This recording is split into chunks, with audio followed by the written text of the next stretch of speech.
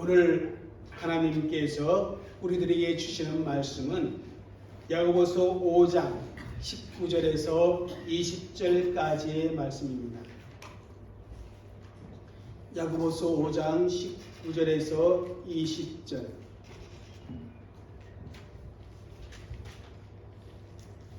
같이 함께 읽겠습니다.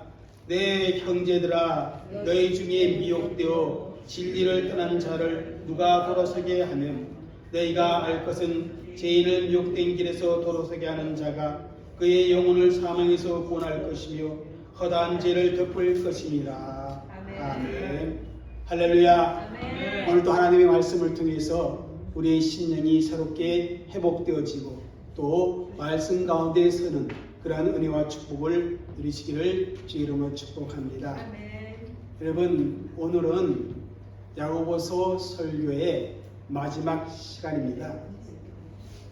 그동안 야고보서의 말씀을 들어오면서 우리가 야고보가 가지고 있는 목회적 관심이 무엇인지 그것을 생각해 왔습니다. 그분의 관심은 믿음과 행함의 일치와 신앙과 생활의 조화로운 균형임을 알 수 있었습니다. 믿음 자체는 정말 우리 눈에 보이는 것이 아닙니다. 하지만 그것이 참된 믿음이라면 어떻습니까? 그 안에 생명이 있기 때문에 행함으로 증거와 열매가 나타나게 마련입니다. 마치 바람을 우리 눈으로 볼 수 없지만은 나뭇가지가 흔드는 것과 또 연기가 움직이는 것을 통해서 바람이 분다는 것을 알 수 있습니다. 또 무화과 나무에 무화과 열매를 맺히는 것을 통하여서 이 나무가 무화과 나무라는 것을 알 수 있습니다. 그렇듯이 우리의 믿음의 열매인 행함을 통해 우리가 믿음의 사람인 것을 드러낼 수 있다라는 그런 사실입니다. 우리는 야고보서를 통해서 그러한 믿음의 증거와 열매를 들어왔습니다. 그렇다면 야고보가 지금까지 참된 믿음의 증거, 그 열매를 제시한 이유와 목적이 무엇이겠습니까? 왜 그렇게 믿음과 행함의 일치, 신앙과 생활의 균형을 말씀해 왔습니까? 그것은 하나님께서 너희를 거룩하게 하시고 옳았다 하셨으니 참된 믿음의 당연한 그런 열매와 증거가 무엇인지 알아야 한다는 것입니다. 또 노력해서 믿음의 사람이 되라, 그러한 의미가 아니라 믿음의 사람이 되었으니 어떻게 하라? 반드시 믿음의 사람으로서의 합당한 삶의 증거와 열매가 있어야 한다. 그렇게 가르쳐주고 있는 것입니다. 그래서 제가 야고보서를 설교하면서 생활신앙이라는 말을 사용해 왔습니다. 왜냐하면 오늘날 성도들의 삶의 현장에 보면 믿음에 따르는 행함이 부족한 모습을 보여주고 있기 때문입니다. 말로는 믿는다고 하는데 행동 속에 믿는 사람의 열매나 증거가 보이지 않는다는 것입니다. 그러한 성도들의 모습 때문에 어떻게 됩니까? 하나님의 영광은 가려지게 되고 또 전도의 문이 막히게 되고 심지어 세상 사람들에게 교회에 대한 외면과 비난, 예수 믿는 사람도 될 수 없다는, 아니 더 못하다는 그러한 소리를 들어왔습니다. 그뿐만 아니라 교회 공동체 안에 들어온 자들로 하여금 성도들의 그러한 불이치를 보고 어떻게 합니까? 회의와 또한 실망으로 교회 공동체를 떠나는 그러한 일들이 비일비재하게 일어나는 것을 우리는 목격합니다. 이러한 결과는 그동안 한국교회가 오직 무엇을 지나치게 강조했어요? 믿음만을 지나치게 강조해 왔기 때문에 일어난 현상이라 그렇게 말할 수가 있습니다. 생활이 어찌 되었든지 오직 믿음만 있으면 모든 것이 해결된다. 그런 이상한 믿음을 가지고 우리 한국교회 성도들이 신앙생활을 해왔습니다. 그것을 가리켜 일부에서 뭐라고 그러냐면 믿음 만능주의 그렇게 부르는데, 그와 같은 편향적인 태도가 바로 신앙과 생활에 괴리를 만들고 믿음과 행함에 무엇을 만듭니까? 불일치를 만들어 왔다는 것입니다. 그렇기 때문에 기독교가 신뢰를 회복하기 위해서는 우리의 삶의 현장 곳곳에서 어떻게 해야 합니까? 행함이 따르는 믿음, 즉 생활신앙인의 증거와 열매를 분명하게 보여줄 수 있어야 합니다.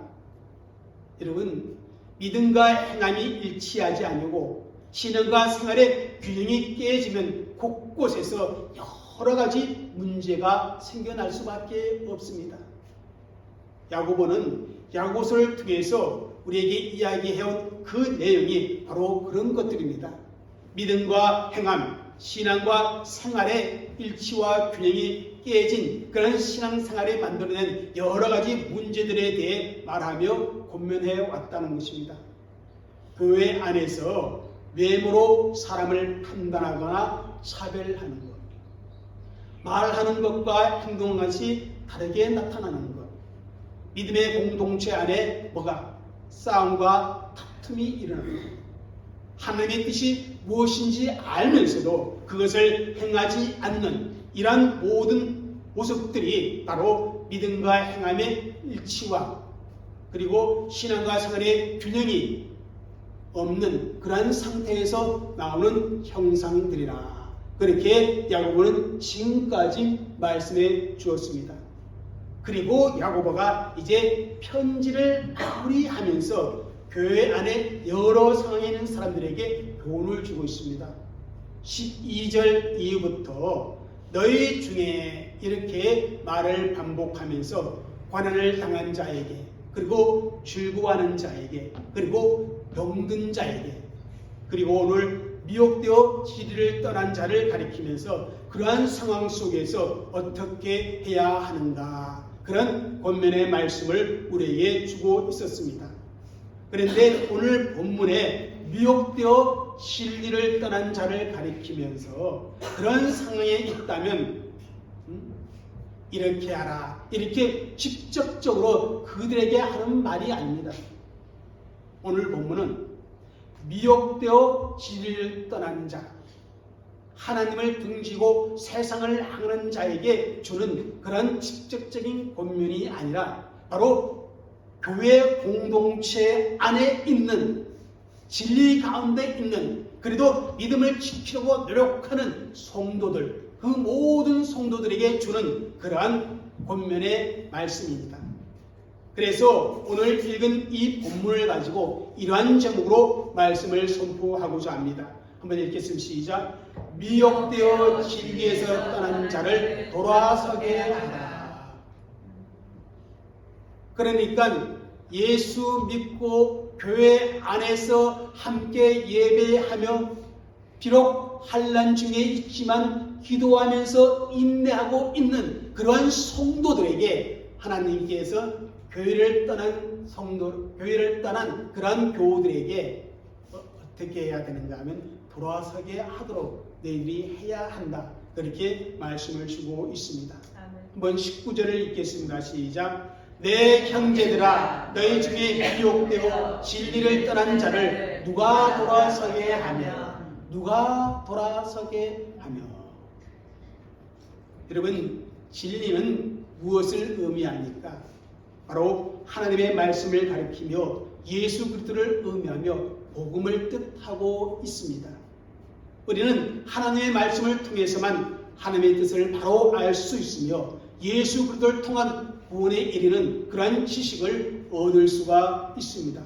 그런데 이 진리에서 떠난 자들이 있다는 것입니다.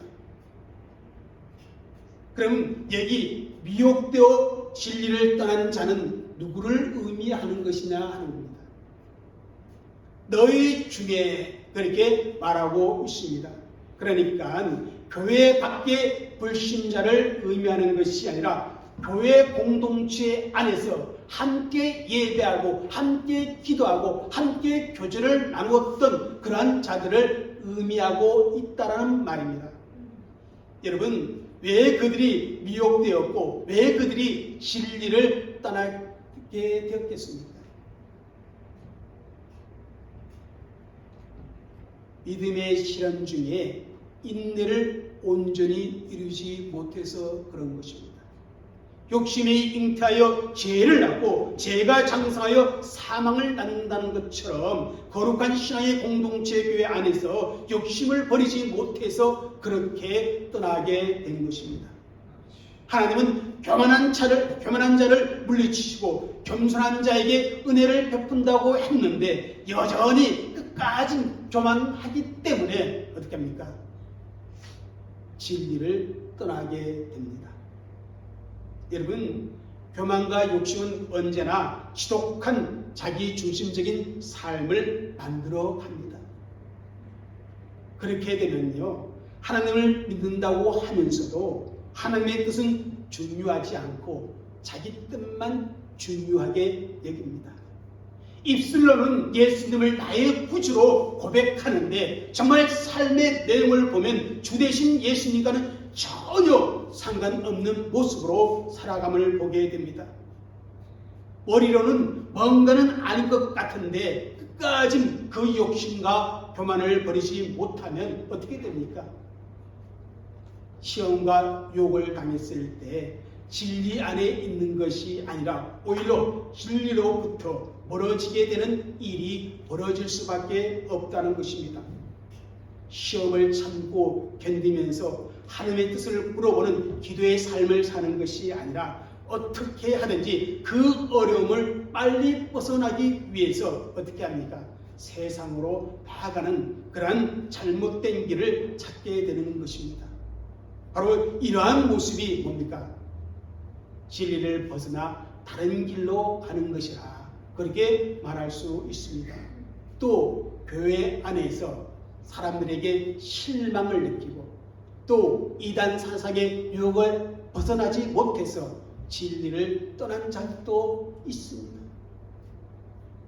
야고보는 그러한 사람을 가리켜서 뭐라고 퉁친하면 미혹되어 진리를 떠난 자라 그렇게 말하고 있는 것입니다. 자기만 아니라 주변의 많은 사람들을 함께 힘들게 하고 망하게 하고 죽게 하는 길인데도 욕심과 교만을 버리지 못하고 자기 중심적인 삶에서 그 길을 걸어간다는 것입니다. 그래서 야고보는 오늘 읽은 20절에서 그들이 미혹된 길에 있다 그렇게 표현을 하고 있습니다. 그들은 진리의 말씀을 떠나 잘못된 생각을 가지고 있었고 그들의 삶도 그들의 생각 따라 그렇게 살아가는 것입니다.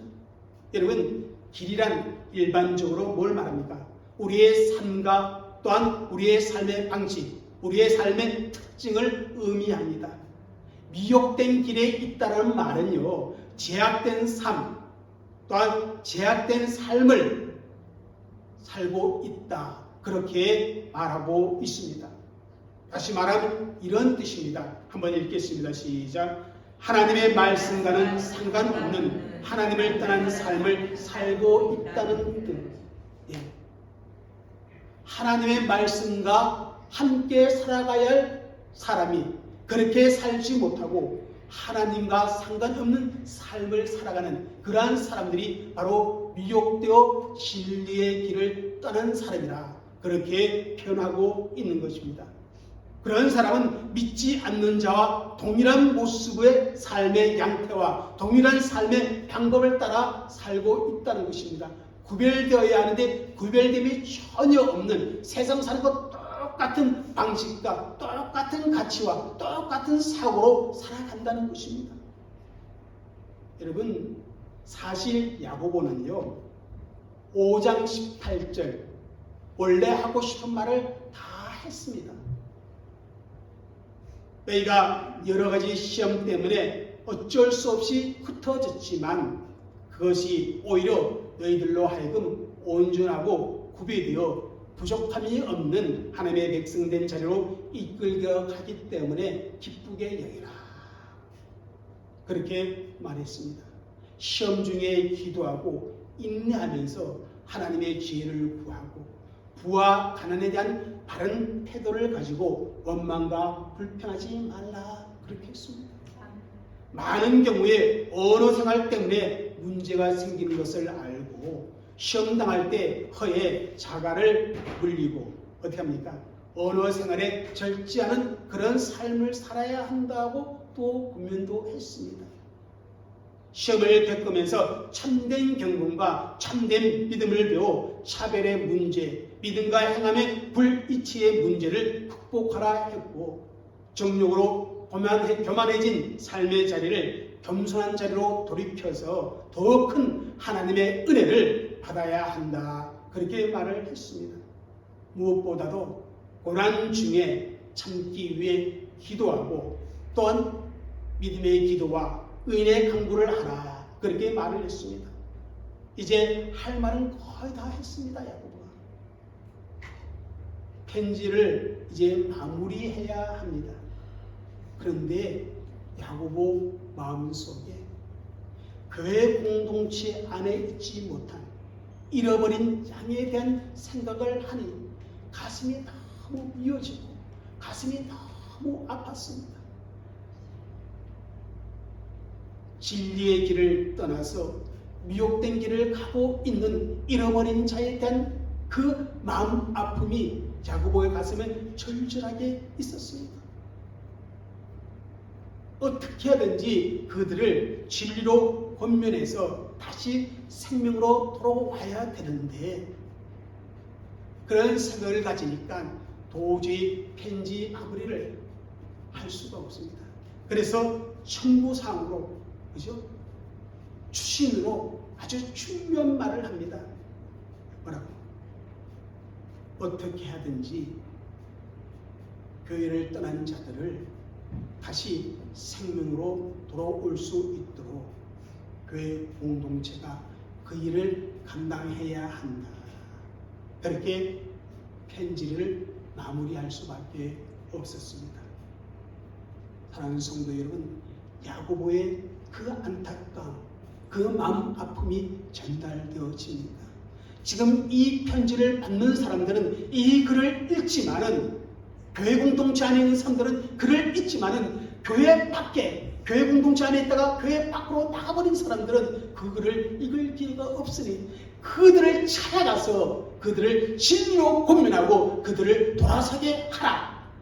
그렇게 말씀을 주면서 편지를 마무리하고 있다는 것입니다. 여러분, 진리를 떠난 사람들의 그 이유가 참으로 가장각색입니다. 하지만 그들에게 공통점은 진리에 대한 기초가 약하다는 것입니다. 진리가 무엇인지 잘 모르고 교회를 다닌 것입니다. 영적 무지가 그들에게 문제가 되었습니다. 여러분, 교회를 다닌다고 해서 그죠? 믿음이 쌓이고 신앙이 성장하는 것은 아닙니다. 신앙의 기초부터 잘 다지는 그러한 작업이 반드시 필요합니다. 그러기 위해서 어떻게 합니까?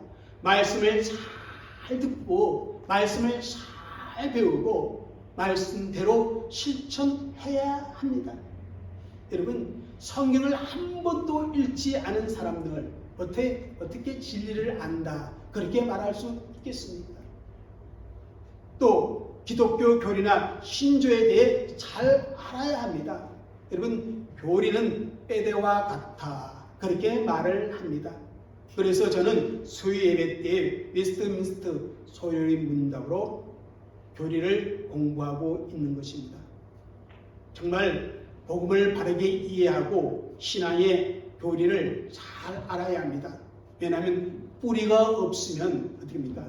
흔들리고 또한 미혹을 당하면 넘어질 수밖에 없습니다. 그래서 하나님께서 골로새서 2장 6절과 7절에 이렇게 말씀을 주셨습니다. 한번 읽겠습니다. 시작. 그러므로 너희가 그리스도 예수를 주로 받았으니 그 안에서 행하되 그 안에 뿌리를 박으며 시험을 받아 교훈을 받은 대로 믿음에 굳게 서서 감사함을 넘치게 하라. 교훈을 받은 대로 믿음에 굳게 서서 어떻게 합니까? 감사함을 넘치게 하라. 그렇게 말씀하고 있습니다. 그럼에도 불구하고 왜 오늘날 많은 교인들이 신앙의 뿌리를 내리지 못합니까? 마태복음 13장에 가면 씨 뿌리는 비유의 말씀을 줍니다. 그 중에 우리 5절, 6절 말씀을 읽겠습니다. 13장 5절, 6절 읽겠습니다. 더러는 흙이 같은 돌밖에 떨어지니 흙이 깊지 아니하므로 곧 싹이 나오나 해가 고든 후에 타서 뿌리가 없으므로 말랐고. 예수님은 이 말씀을 주신 이후에 20절에서 21절의 말씀을 설명합니다. 한번 그 말씀을 읽겠습니다. 시작. 돌밭에 뿌려졌다는 것은 말씀을 듣고 즉시 기쁨으로 받되 그 속에 뿌리가 없어 잠시 견디다가 말씀으로 말미암아 한란이나 박해가 일어날 때에는 곧 넘어지는 자요. 말씀을 받긴 받는데 그것도 기쁨으로 받긴 받는데 뿌리가 없어서 어떻게 합니까? 잠시 견디다가 그 말씀 때문에 그 믿음 생활 때문에 어때요? 한란과 박해가 오면 넘어지는 그러한 사람이 있다는 것입니다. 왜냐하면 뿌리가 없기 때문에 그런 것입니다. 그러므로 우리의 마음의 밭이 얼마나 중요한지 모릅니다. 뿌리가 깊지 않다는 것은 그 사람의 마음 상태가 굳어 있다는 의미입니다. 말씀을 받는데 말씀이 마음에 받아들이지 않아지고 또한 그 말씀이 깨달아지지 않는 것입니다. 말씀이 들어가도 깊이 들어가지 않는 것입니다. 얕은 수준에 머물러 있는 것입니다. 여러분, 교회를 다닌다고 해서 정말 말씀을 설교를 듣는다고 해서 모두가 자라나는 것이 아니라는 것입니다. 똑같은 말씀을 듣습니다. 그런데 결과는 다르게 나타나는 경우가 얼마나 많은지 모릅니다. 뿌리가 깊지 않는 사람은요, 말씀을 받는 그 마음에 문제가 있습니다. 그래서 교회를 다니다가도 조금의 어려움만 있어도 훌훌 털어버리고 교회 밖으로 나가는 그런 모습을 보여주고 있습니다. 한란과 박해 때 어떻게 합니까? 믿음을 포기하고요. 또한 이단의 유혹과 세상의 향락에 쉽게 넘어가게 되어집니다. 그러므로 우리의 마음이 옥토와 같은 마음이 되어져야 합니다. 하나님의 말씀을 그대로 받고 그대로 듣고 또한 깨닫고 행하면 뿌리가 깊이 내리며 견고해지는 것입니다. 여러분, 이런 말이 있습니다.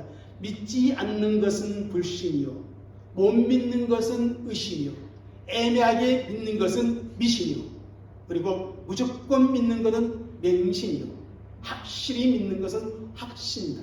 이런 말이 있습니다. 정말 예수 안에 뿌리 박고 말씀 가운데 있는 성도는요, 어떤 시련을 당해도 어떤 요구로 인하여 잠시 진리의 자리를 떠났다 할지라도 곧 말씀의 자리로 되돌아오게 됩니다. 기도의 자리로 되돌아오게 됩니다. 그런데 그렇지 못한 사람들은 어떻게 되나 하면 진리의 자리에서 점점 무너지면서 결국은 떠나게 된다는 것입니다. 그리고 그렇게 지속되면 어떻게 되냐면 결국은 영혼의 사망을 가져온다고 야고보는 말해주고 있습니다. 그런데 여러분, 미혹되어 진리 가운데 떠난 자들은요, 남이라면, 나와 상관없는 자라면 상관이 없는데 남이 아니라 형제라고 합니다. 형제. 일이가 아니라 양이라는 것입니다. 같이 신앙생활 하던 자입니다.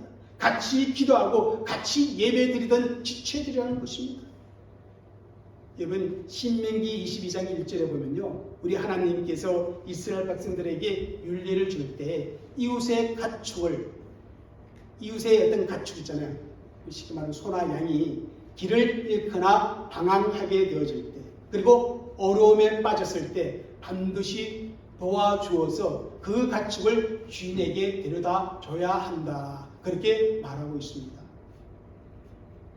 여러분, 가축을 그렇게 하라 하나님 말씀했는데 형제가 길을 잃고 방황하면 우리 어떻게 해야 합니까?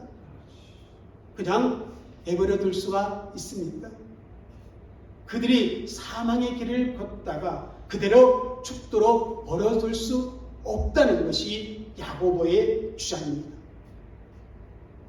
비판하고 판단하고 정죄하는 것이 아니라 어떻게 하든 그들을 긍휼히 여겨 다시 하나님의 말씀으로 다시 진리의 길로 돌아오도록 우리가 사랑과 섬김으로 수고하고 헌신하고 권면해야 한다는 것입니다. 아멘. 그래서 야고보는 말합니다. 돌아서게 하라. 아멘.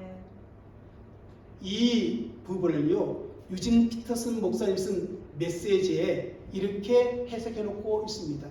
한번 읽겠습니다. 시작. 하나님의 진리에서 떠난 사람들을 알고 있거든 그들을 포기하지 마십시오. 그들을 찾아가십시오. 그들을 돌아서게 하십시오. 아멘. 그들을 포기하지 말고 그들을 찾아가서 그들을 돌아서게 하라고 그렇게 해석해 놓고 있습니다. 사실 이런저런 이유로 교회 공동체를 떠나는 경우에 그들을 찾아가서 돌아서게 하는 것은 너무 힘든 일입니다. 쉽지 않은 일입니다. 그럼에도 불구하고 뭐라고 말씀합니까? 그들을 포기하지 말아야 한다고 야고보는 말하고 있습니다. 그렇게 할 때 우리에게 어떤 유익이 주어지는가 하면 죄와 사망의 길에서 내가 방황하고 있을 때 나를 위해 진리의 생명의 길로 돌아오도록 우리 예수님께서 하늘의 보좌를 부리고 이 땅에 임하신 그 예수님의 마음을 알 수 있게 되는 것입니다. 나의 허단 죄를 덮기 위해 십자가에 달려 대속의 죽음을 죽으신 그 예수 그리스도의 은혜를 다시금 돌아오는 그 형체를 통해서 우리가 맛볼 수가 있기 때문에 그렇습니다. 아멘. 그래서 야고보는 20절에 이렇게 말합니다. 한번 읽겠습니다. 시작. 너희가 알 것은 죄인을 미혹된 길에서 돌아서게 하는 자가 그의 영혼을 사망에서 구원할 것이며 허다한 죄를 덮을 것입니다. 죄인을 미혹된 그 길에서 돌아오게 하는 자가 되라. 그렇게 말씀하신 이유를 두 가지로 표현합니다. 그 첫 번째 이유가 이것입니다. 읽겠습니다. 시작. 그의 영혼을 사명에서 구원할 것이기 때문에. 여러분, 구원은 궁극적으로 누가 하는 일이십니까? 바로 하나님이 하시는 일입니다. 그런데 이 미혹된 자를 돌아서게 하는 것은 뭐냐면 우리에게 주어진 뭐예요? 책임이요, 임무요, 우리의 복귀라는 겁니다. 여러분, 하나님의 일은 늘 그렇습니다. 하나님께서 100% 일하시고 동시에 우리가 해야 할 일을 100% 할 때 그 속에 하나님의 아름다운 역사가 완성되어 간다는 것입니다. 이것이 하나님의 방법입니다. 아무리 미혹되어 진리에서 떠난 죄인이 되었다고 하더라도 그 영혼을 구원하는 것이 하나님의 간절한 그런 소원이라는 것입니다. 내 마음은 보기 싫으니까 잘됐다 이렇게 생각할지 모르지만 하나님은 그렇지 않다는 것입니다. 어디에서 그런 표현을 줍니까? 누가복음 15장에 잃어버린 비유에 대해서 말씀하실 때 그렇습니다. 거기에 보면 잃어버린 양의 비유, 한 드라카마의 비유, 탕자의 비유가 나옵니다. 양 한 마리를 잃어버렸을 때 99마리 양을 어디에다 두고 들에 그대로 두고 한 마리 양을 찾아서 어떻게 합니까?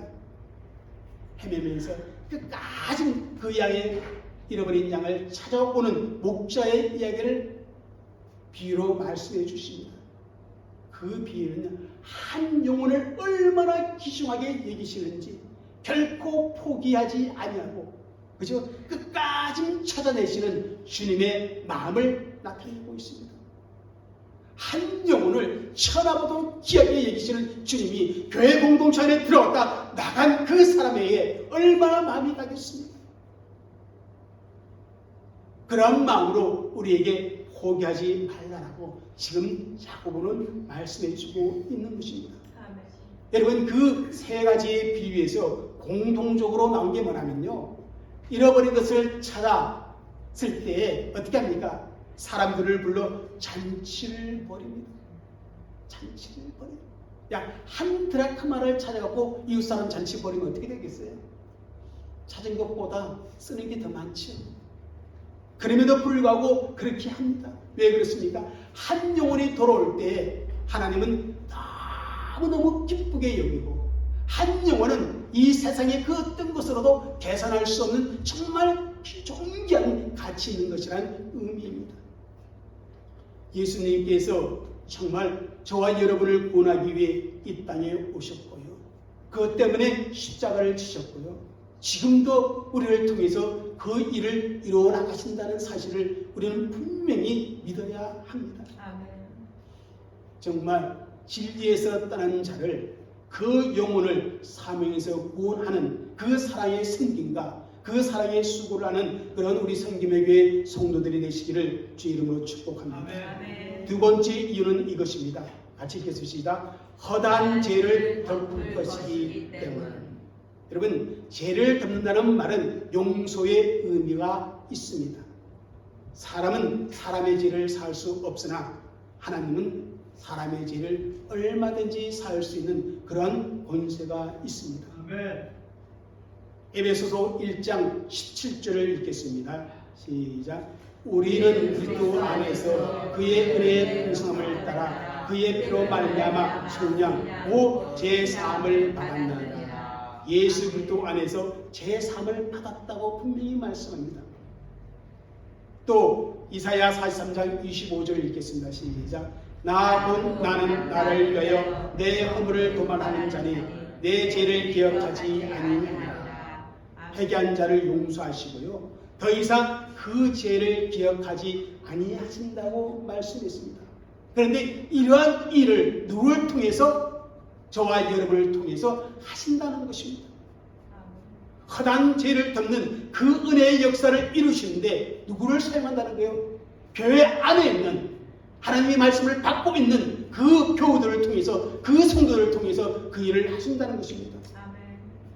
마지막으로요. 여기 하나 더 생각할 것은 뭐냐면요. 허다한 죄를 덮을 것이라 그렇게 말씀합니다. 이것은요. 교회 공동체 입장에서 생각해 봐야 할 문제입니다. 여러분 한 지체가 미혹되어 진리를 떠나게 되면 어떤 결과를 가져옵니까? 그 결과는 교회 안에 뭡니까? 전염병처럼 죄가 퍼진다는 것입니다. 이 사람 저 사람 많은 사람들에게 뭡니까? 부정적인 생각과 그죠? 나도 떠날 수 있다는 그러한 기회를 제공하는 그러한 역사가 있습니다. 정말 그렇습니다. 그 한 사람으로 영향이 끝이는 것이 아닙니다. 그 사람과 관련된 사람이 영향을 받고 그 가족들이 영향을 받고 교회 공동체가 영향을 받습니다. 그리고 시험에 들게 됩니다.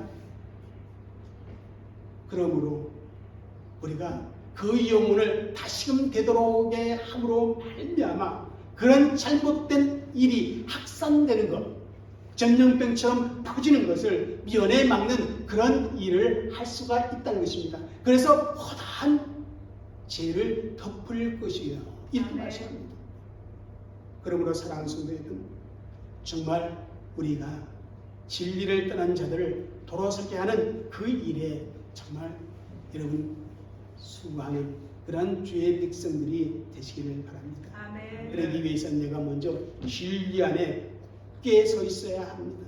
아멘. 믿음과 행함의 일치를 가져오고 신앙과 생활에 균형 잡힌 그런 아름다운 모습을 보여줄 수 있어야 합니다. 바로 그런 이유 때문에 우리는 지금까지 긴 시간 동안 야고보서의 말씀을 들어왔습니다. 오늘 야고보서를 마무리합니다. 이제부터 우리는 생활신앙의 구체적인 삶의 적용이 무엇인지 우리는 들어왔고 이제 우리가 그렇게 살아야 합니다. 믿음과 행함의 일치, 신앙과 생활의 균형, 그러므로 말미암아 믿음의 모습을 보여주고 행함이 따르는 믿음을 보여줌으로 말미암아 사람들에게 감동을 주고 하나님께 영광을 돌리며 떠난 자들이 다시금 교회 안으로 돌아올 수 있는 그런 삶의 내용을 가지는 저와 여러분이 되어지시기를 주의 이름으로 축복합니다. 아멘. 솔직히 오늘날 교회들에 많은 사람들이 떠납니다. 왜 떠납니까? 믿음과 행함의 일치를 가져오지 못하는 그런 지도자들의 모습, 교회의 중직들의 모습,